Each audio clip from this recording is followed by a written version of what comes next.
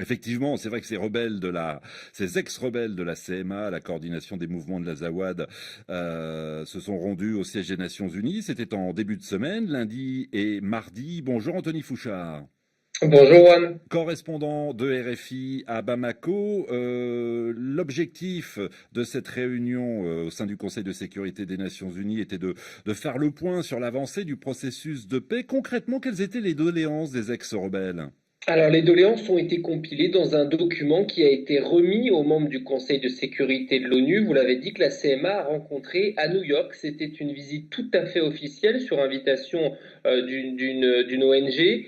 Mais ces recommandations, eh bien, elles sont déjà connues puisque ce sont quasiment les mêmes qui ont déjà été transmises à ce même Conseil de sécurité. C'était en octobre dernier, souvenez-vous, et Ben Karim doit s'en souvenir s'il est de Bamako. Hmm. L'ensemble du Conseil de sécurité avait fait le déplacement au Mali, dans la capitale, pour une visite de travail. Enfin, depuis, pas grand-chose n'a changé, Anthony.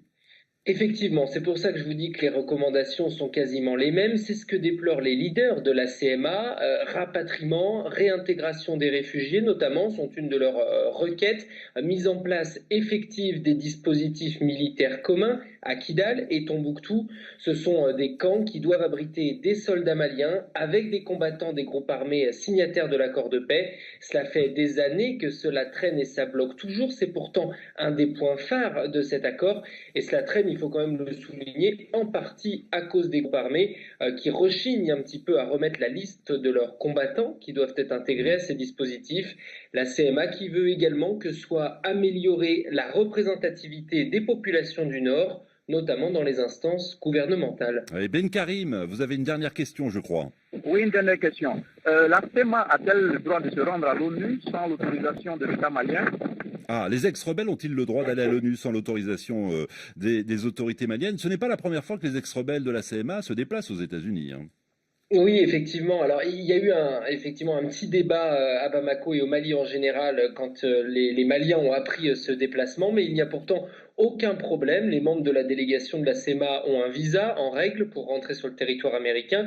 Ils voyagent en toute légalité. Alors, la confusion, elle vient du fait qu'il y a quelques années, au début de la crise notamment, le Mali avait émis des mandats d'arrêt internationaux contre certains des membres de la CEMA qui font partie de la délégation, mais ce mandat a été annulé en 2015 lorsque les ex-rebelles ont signé l'accord de paix.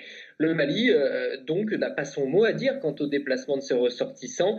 Et d'ailleurs, ces ex-rebelles, eh bien, ils ont quitté New York pour se rendre à Washington, où ils devraient arriver aujourd'hui. Ils ont un rendez-vous de travail au Pentagone pour discuter eh bien, de sécurité au Sahel.